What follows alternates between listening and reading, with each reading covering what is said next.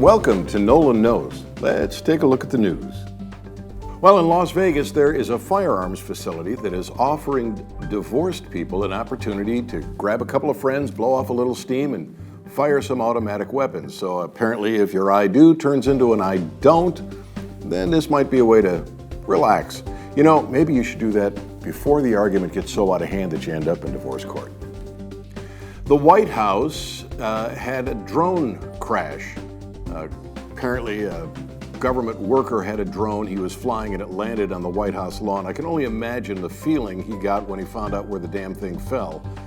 You'd think, though, that there'd be a way to protect the White House from drones. Scares me just a bit. Michelle Obama was in Saudi Arabia and didn't wear the traditional garb that women in Saudi Arabia wear while meeting with the royal family. You know, we have an old saying, when in Rome, do as the Romans do. I think it would have been okay for her to dress the way the women are supposed to dress in Saudi Arabia. A Georgia man has been charged with murder in the death of a couple seeking a car on Craigslist. It's not a very good idea to carry a boatload of cash miles and miles and miles to meet a stranger to buy anything. Our local police department has come up with a plan.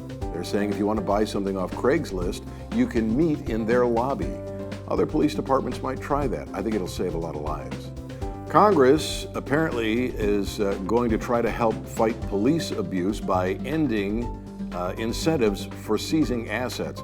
It's called asset forfeiture. It's when somebody in law enforcement thinks you or somebody with you has been dealing drugs or doing something illegal and they seize your assets. It can be cash in your car, it can be your car, it can be your home. The problem here is that 80% of the people who lose their assets to this are never ever charged with a crime. It's just a way for law enforcement to hold up average citizens because your assets can't prove their innocence. It should be ended, and now. Legal marijuana sales have grown some 74% in 2014. I would think this would be reason to celebrate. I'd much rather have legal marijuana sales and people growing marijuana legally than having the bad guys do it. This is the problem with prohibition. It was the problem with prohibition of alcohol, and it's the problem with prohibition of drugs. Speaker of the House John Boehner has admitted they had a couple of stumbles in the GOP agenda. You know, it's really hard when you're in the majority to get all those cats herded together and come up with legislation you can get behind. I'm sure they'll work things out as time goes by, but he's right, they have stumbled. There's a new report out that says 1 in 3 people on disability have a mental disorder, something like 42, almost 43% in Washington, D.C. See, now, I would believe this if they were just polling Congress. I would agree they probably all have some kind of mental disorder. But the fact is, most of these people can't find work in the Obama economy, and it's easier to get on Social Security disability than find a job. It allows them to eat. Fix the economy and you'll see those numbers plummet. At the Super Bowl, Katy Perry's halftime costume is going to be scanned. Make sure that it's safe. You know what a danger to society she can be. If you've heard her singing, you'll agree with me. The fact is they're trying to make sure that nothing gets into the stadium that could cause a lot of mayhem. I just think they've overdone it with her outfit. Hey, it's time for Obama Mania. President Obama has decided that he's going to allow drilling on the Atlantic coast, but he's going to limit it in the Arctic North. I actually think the president wants to let them drill in the Atlantic area and part of the Gulf because he's so tired of hearing the response to his argument that there's more oil drilling now than there's been in decades. The response is always, yeah, but not on government land. It's all done on private land, privately owned or state-owned land. In fact, leases for drilling on federal property has gone way down since Obama took over. So I think this is a way for him to keep making that claim about how much more drilling we're doing and how much more oil we're getting, and at the same time try to avoid the, yeah, but not because of you argument. However, they continue to ban drilling in Anwar. That's up in Alaska. For those of you who don't know, Anwar is an area roughly the size, where they want to drill, of Dulles Airport, in an area roughly the size of the state of Virginia. So it's really, really tiny. And on top of that, it's in such a desolate area that nobody sees it. It's not like it's, the tourist area. People are out there fishing, swimming, hunting, whatever. It literally is in the middle of nowhere. There's oil in them our hills, and we ought to be able to drill for it. The more oil we produce, whether it stays in the United States or gets shipped to other countries, because oil is fungible, the lower the price of oil will be for all of us. And that's essentially pretty good for the economy. So he can take credit for the increased drilling, but he doesn't deserve it. It's good that he's opened up the Virginia coast and parts of North Carolina and Georgia, but frankly, he ought to open it all up, and let's get what we need, because it's carbon fuels that drive the world. It's time for Missed in the Media. Apparently, a study indicates that in Washington, D.C., wage disparity is at a 35-year high.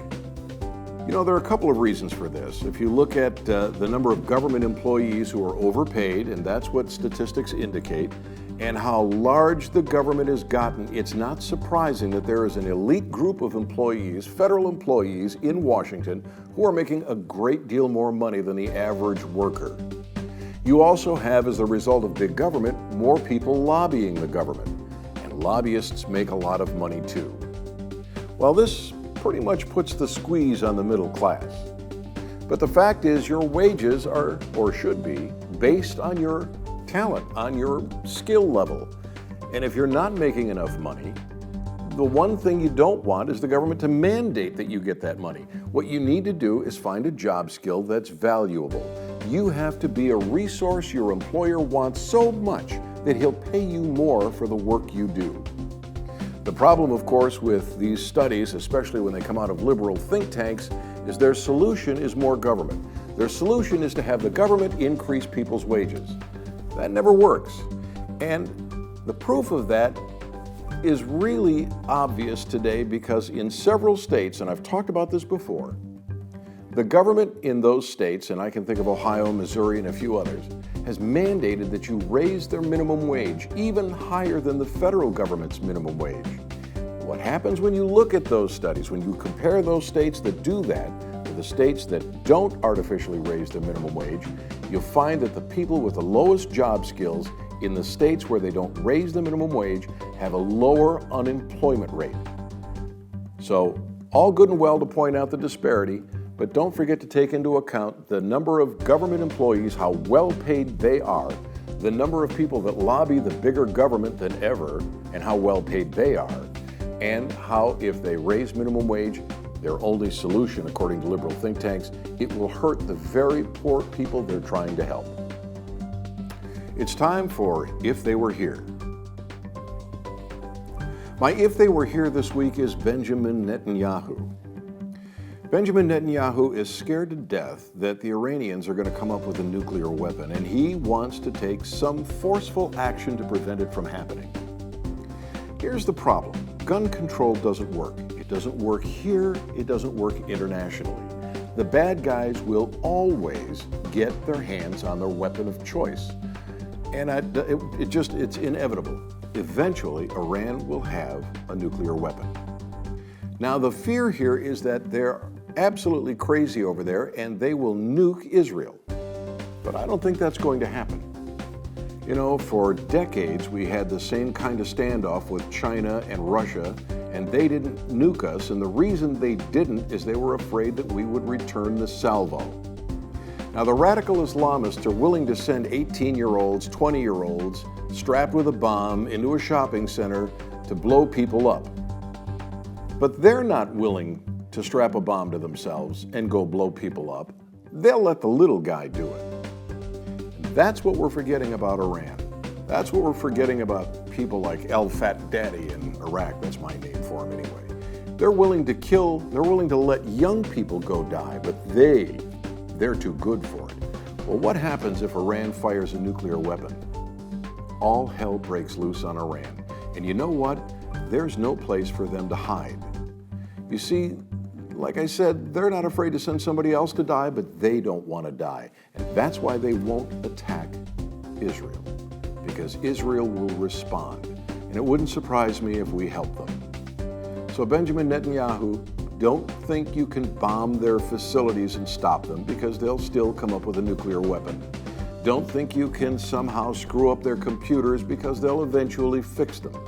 Recognize it's going to happen, and recognize they're afraid of you, and they aren't going to nuke you.